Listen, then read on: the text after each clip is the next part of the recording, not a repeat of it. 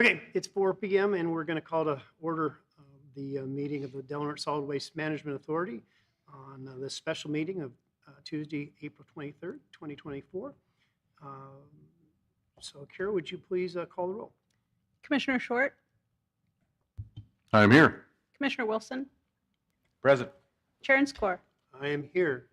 Do we want to do the Pledge of Allegiance now, or do we want to do it during our open session? Well, I think open session is probably Okay, more well, appropriate. we'll dispense with the Pledge of Allegiance for now, and we'll do that in open session. We are having closed session, and we have 3 items: conference with labor negotiator, uh, and with the employee organization, Del Norte Solid Waste Management Employees, SEIU 1021.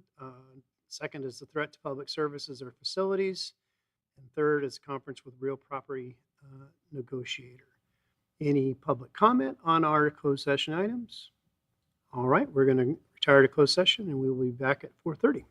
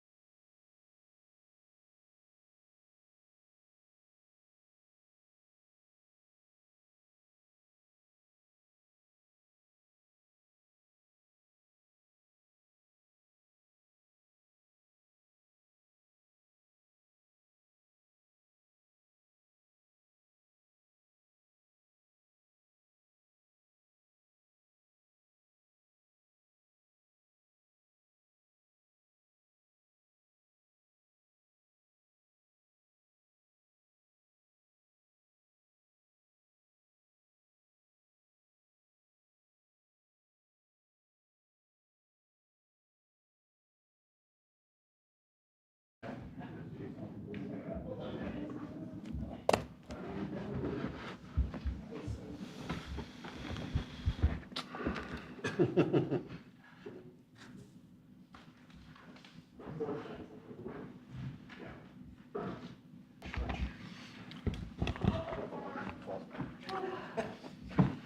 right, good afternoon, everyone. We're going to call to order our special meeting of the Del Norte Solid Waste Management Authority. We've come out of closed session.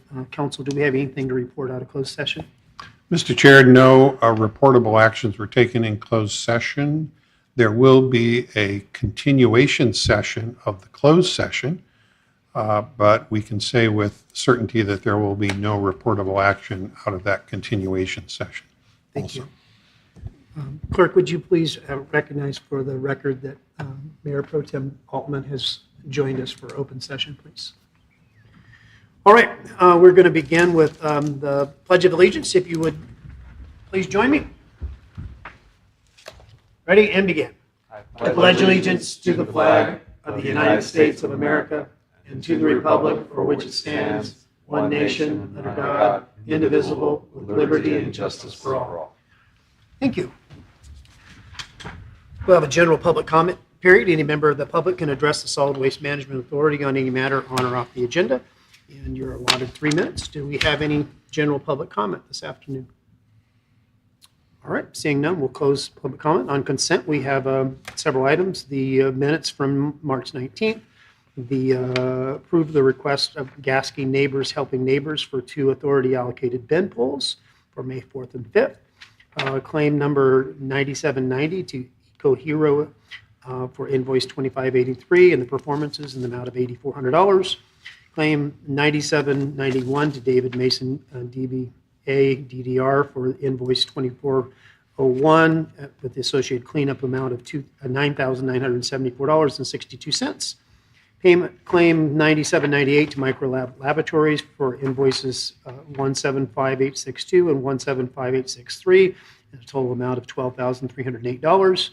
And a budget transfer for 2324 in the amount of $53,505. Any items on consent that any of the board would like to pull? Mr. Chairman, I move we approve all items on the consent agenda. I have a motion. Do I have a second? I have a motion and a second. Any public comment on anything on consent? Close public comment. Kira, would you please pull the vote? Commissioner Altman, Yes. Commissioner Short, Yes. Commissioner Wilson, Yes. Chair and Score. Yes. Very good. We're going to move on into director's reports. So, Director Ward. Thank you, Chair and Score. Last Saturday, we had 2 cleanup events. The Yurok tribe once again organized the fantastic annual Klamath Beach River cleanup, and Kira attended. And the Tobacco Use Prevention Program organized the beach cleanup. Both these events were supported and sponsored by the authority as well as Hambro WSG. Kira and I met with Del Norte Food Rescue representatives on 2 times since our last meetings. We're continuing to work on that. And we are also engaged with California Jobs First / Redwoods Region Rising group. And they're having a 2-day in-person meeting later this month, and Kira's going to be attending that. Moving on, sorry about the folks who have hard copy agendas may be noticing page 2 is missing. Sorry about that copying error. Let's see, moving on. The grant deadline for our first SB 1383 grant has been extended until November 1st. That's very helpful to us. We met with EBA, did a kickoff at the landfill. We have an agenda item for that, but it'll be a short discussion. Agenda items 5 and 6 address payment changes to our contractors, Recology Del Norte and Hambro WSG. Regarding, I will also be speaking at the 4th annual Illegal Dumping Conference in Alameda at the first part of the next month. And probably the biggest news I'm saving for agenda item 7.1. And with that, I'd be happy to answer any questions. You'll also see attached to the director's report some of the comments that I made as a rural representative to the SB 54 advisory group. Also attached to the director's report our projected rate changes associated with the change orders in items 5 and 6. Okay, any questions for Director Ward? Comments? All right, let's move on to finances then, please. Finances, we have $2.241 million in the bank plus $198,000 for last month's rent, so our cash flow is looking good. Again, you look at the accounts receivable summary, you can see just one account past 90 days. Kathy's doing a good job keeping on top of our accounts. For claims approved by director, you can see that once again our largest expenses to Hambro WSG for the good services they provided at the Del Norte County Transfer Station. And our second largest expense goes to the county for the interfund cost plan and the debit and credit machine. I'm sorry, the debit and credit machine is actually larger. Again, customers tend to use cards a lot at our facilities, and we're happy to provide that service at the Del Norte County Transfer Station. Looking at the other monthly cash reports, the bottom line and summarized in item 3.5 is our revenues are continuing to come overall ahead of budget. And so far, with the 3 spring and summer months remaining in the fiscal year, we are $64,249 ahead of budget in the income lines. I'd be happy to answer any questions. All right, any questions on our financials? Looks like there's a All right. Well, let's move right along then. Okay. Item 4.1 is our kickoff meeting with EBA. We're really happy to have them be doing this work, but it is largely a permit update. And so it's an update of some of the cost projections associated with formally recognized worst case scenarios. Whether that be an earthquake, a major water event, we were supposed to make projections about what those repair costs might be, and then make sure that we have the finances necessary to address those issues. We are trying to make this engagement as useful as possible, in that as long as we have engineers on site, we are telling them about our challenges and listening to any advice they may have. And thankfully, that's already started to pay off. Essentially, one of the ongoing challenges at the landfill is it's made like a big mound, right? And it's got a slightly shallower slope at the top deck and steeper slopes on the side. And so at that shoulder point, what's happened is the shoulders are starting to droop. And with that drooping, we have drainage issues. And so we have to change the surface drainage structures, the berms and things like that, to guide the surface water. And one of the things they've suggested is that we use straw bales to build those berms quickly, placing the straw bales and then covering them with sand so that those become more functional drainage structures more quickly. And we found that to be useful advice, though hard to pronounce. So that's kicked off. I'd be happy to answer any questions, but bottom line is we're hoping that this work goes well. They'll update our cost projections. That may impact our overall finances, in that is considered as we look at our overall financial health. As we have greater landfill liabilities, that has an impact on our overall financial picture. Okay, any questions? Nope. All right, let's move on. 5.1. Change order 34 is an update to our agreement with Hambro WSG for the good services they provide at the Del Norte County Transfer Station. This is based on changes to the CPI, and I can see that I had one number wrong there. The factor that we have there is 10347739. So I'll update that number, but the calculations are the same, and you can see the rate comparisons, if you'd like, in the director's report, because those are attached. But bottom line, these are just the payments to Hambro WSG. I have put these numbers forward to Joel, and he's had a chance to review them. And as far as I know, we're good to approve. All right, any questions? Any public comment? Okay, then I'll be looking for action on change order 34. Make a motion to approve. I'll second. I have a motion, I have a second. Would you please poll the vote? Commissioner Altman, Yes. Commissioner Short, Yes. Commissioner Wilson, Yes. Chair and Score. Yes. All right. Similar item? A Item similar 6.1. item, and this one, we were negotiating down to the wire. Not that it was a severe negotiations, but there are many, many variations of rates that Recology Del Norte may charge their customers, depending upon whether or not it's a Saturday rollout, whether it's a locked bin, et cetera. And so there's a fairly large spreadsheet that we were both checking. And we did finally come to agreement on the numbers. And so there is an updated change order that's been handed out, I believe.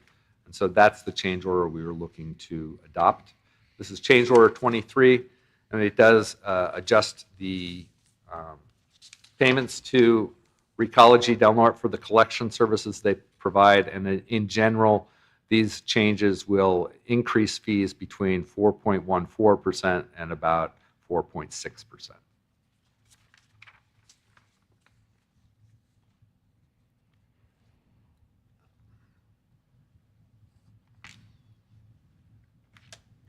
Any questions? I mean, I do I- if you don't. Yeah, I just kind of a curiosity question. I've been on this authority board for quite a while, and just kind of took notice of the difference between rates for residential versus commercial. There's quite a large difference. I was, did a little bit of quick math, and just the rates for the 32, the 64, the 94 gallon bins. If you're commercial, you're paying 156, 214%, and 258% more than a residential person. And I was kind of wondering why. And the cubic yard bins, if you're commercial, you're paying for a 2, 4, and 6 yard bin 198%, 171%, 341% more if you're commercial. I'm wondering kind of why. So Is some it- of the, It can't first be of all, harder, we can't be harder to have, pick up, we have an So- existing contract, and so that was bid.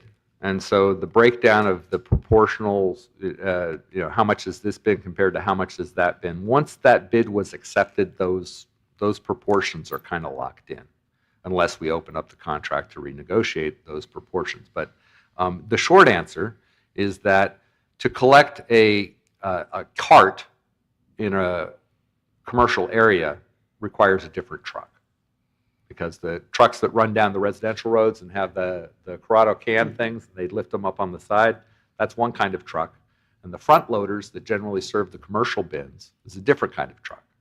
And so by adding the carts to commercial areas, that requires a different truck to reach that neighborhood. And so it adds to the routing. Those are some of the considerations. Okay. Yeah, just also noted the contractor bins, the 10 and, I don't know what I looked at, 10 and 20 yarder, I think. If you're a commercial entity, you're paying 340% more than a residential, and for a 10, and like 390% more for a 20 or a 30 maybe I looked at, I can't remember. But it just seems odd that I can kind of wrap my head around what you just said there, Ted, having two different trucks run a commercial route, but I don't know, it seems like if you had a truck running around picking up residential garbage and you were using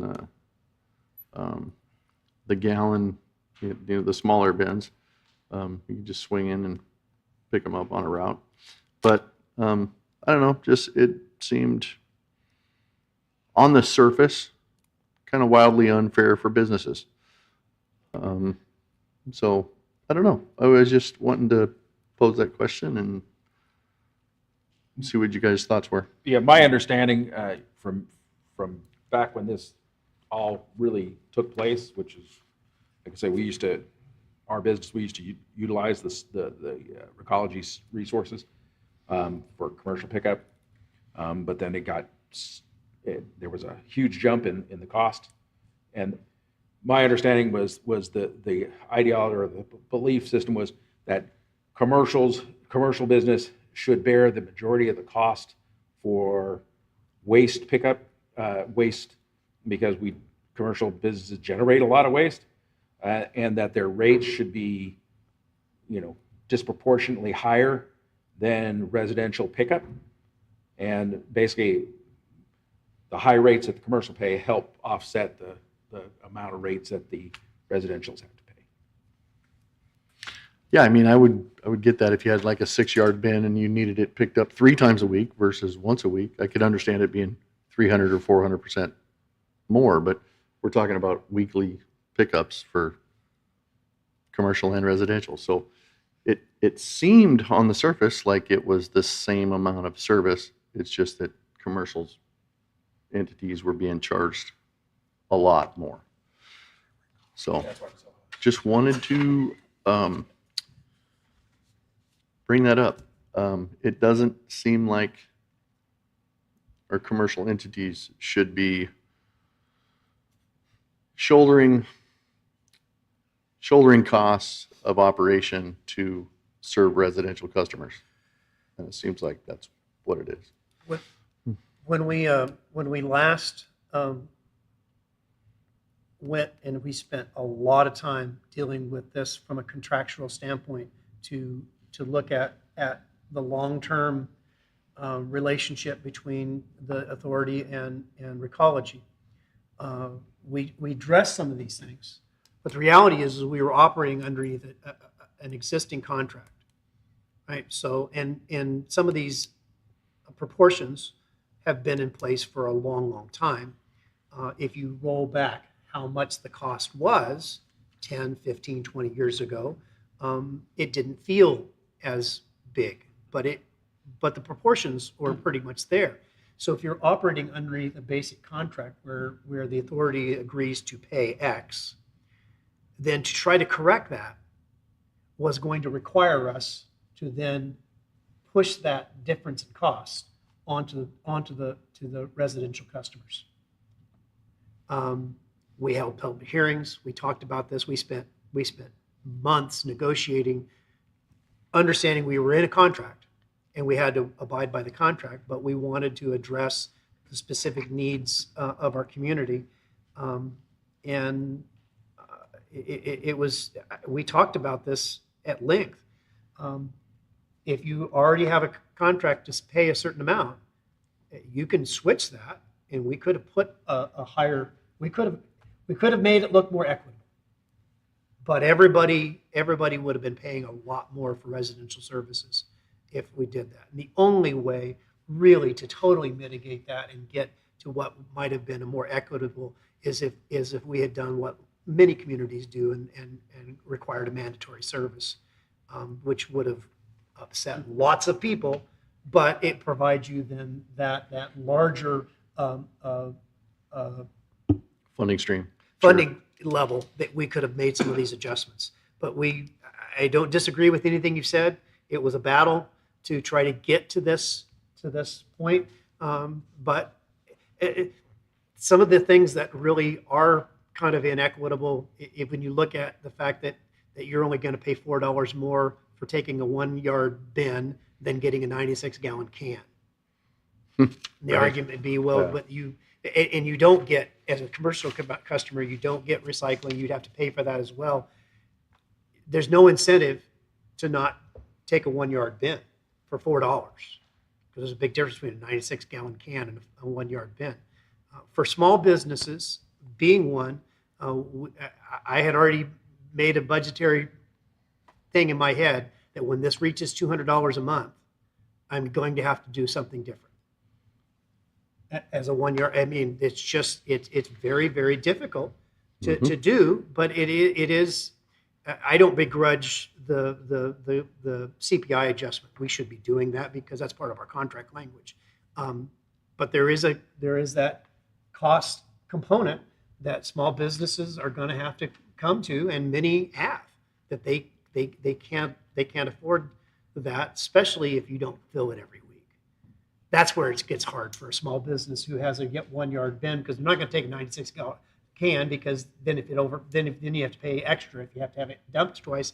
But if you don't fill it every week, then you find yourself saying, should I be spending this? But all that to say, we talked about this at length of trying to find a way to adjust these things within the existing contract. It was very difficult. I can see where people wouldn't like it. I understand. I mean, just let me pick on Bob. He's got a business. He's got an office. Let's say he has a 64-gallon can, just like I do. I pay $52. Bob pays 112. It's not right that Bob pays my extra $25. I should be paying 75 to be equitable. He's not doing anything different that makes it more difficult to provide the service. He bills more per hour. He bills more. Well, That is true. That is true. He does. He does. I get paid minimum wage, and he doesn't. That's true. But I also have a residential pickup. And one of the things about this community is we don't have mandatory residential pickup. No. And if we did, the cost would be spread Yeah. much more widely. And I think one of the things about loading more costs on commercial is that it encourages people to have residential pickup because they get to pay a somewhat lower rate. Is that right? I don't know. It's good policies. I don't know. I mean, it's not easy, but I mean, again, just so we're clear, we spent months trying to make sure that we addressed this and addressed all of these concerns, and we knew then that it wasn't perfect. It's not going to be perfect in the sense that we don't live in an equitable world. We just don't. I mean, True. we like to live it where it's all absolutely equal for everybody, but that's not the world we live in. And the difference between business and a residential customer is that a business, by the nature of it being a business, has an opportunity to generate revenue, whereas typically a residence, whatever they make. And so we're talking about some apples and oranges. It feels the same because garbage trucks picks them both up, but they're not the same thing, even if the same truck serves the same thing. So, and not all costs that are associated with delivering the service are accommodated within the rate structure. For example, the residential collection rate in Klamath, in Gasky, and in Smith River, and in Crescent City is the same. And that's a policy choice, because even though the cost to deliver services to those outlying areas is substantially more, Yep. the board had made a decision that we want everybody across the county to have the same rate. You make a good point. It just feels like it's not fair, but I don't.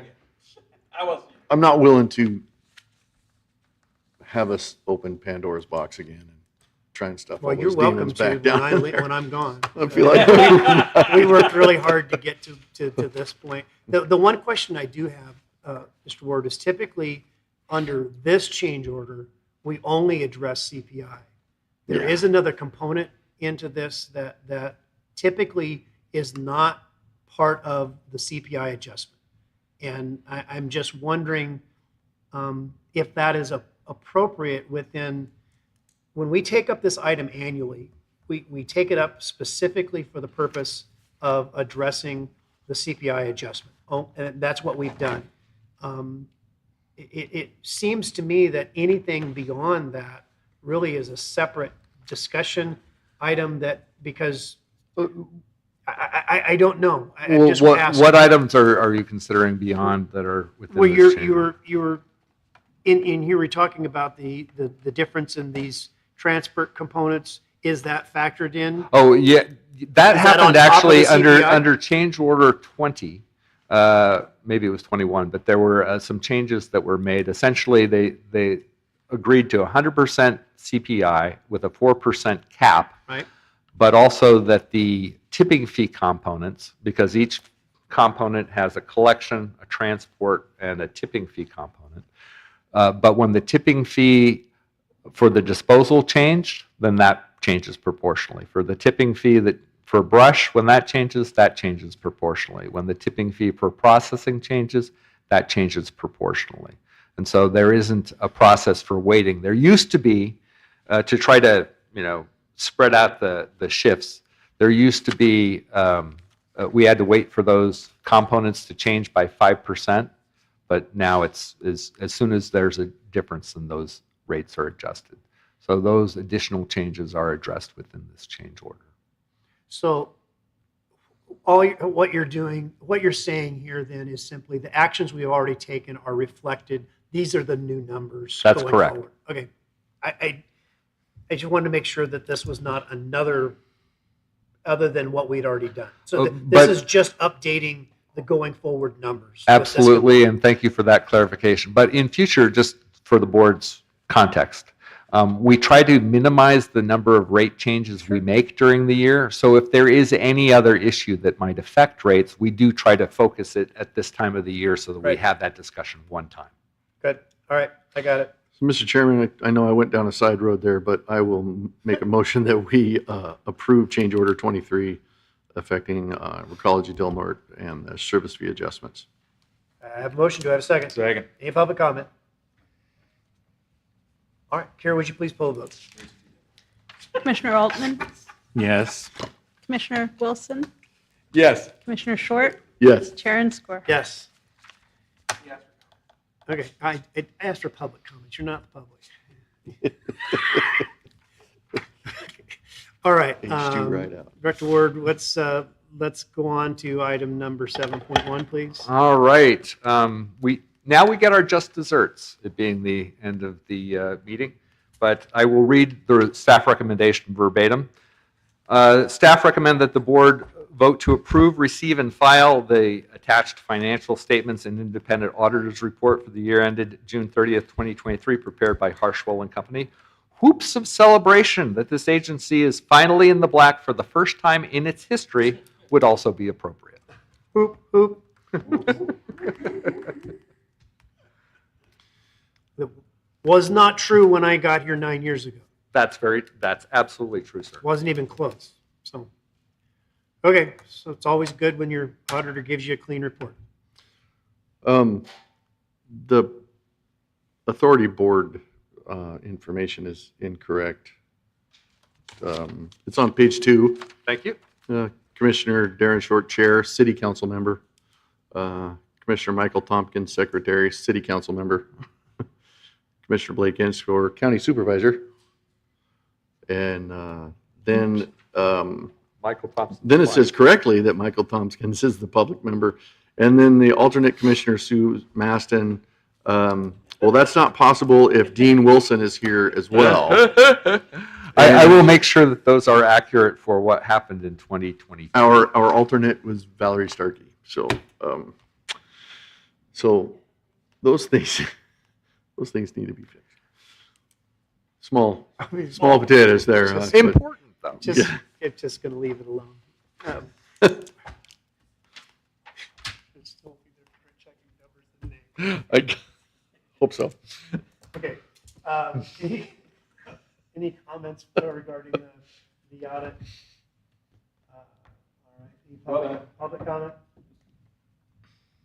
All right. Then I would look for a motion to approve, receive, and file the auditor's statement. Move to approve with just changes in. Yeah, it was updating the board identifications. All right. I have a motion. I have a second. I'll second. All right. Kara, would you pull the vote? Commissioner Altman, Yes. Commissioner Wilson, Commissioner Short, Yes. Chair and Score. Yes. Yeah.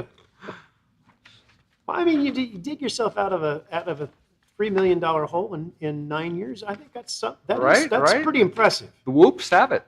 The whoops at it. Okay, we have reached the end of our agendized items. So we are going to adjourn back to closed session, and we do not anticipate anything to report out. But we will identify what time we finished, and our next regular meeting will be May 21st, right here, at 4 p.m.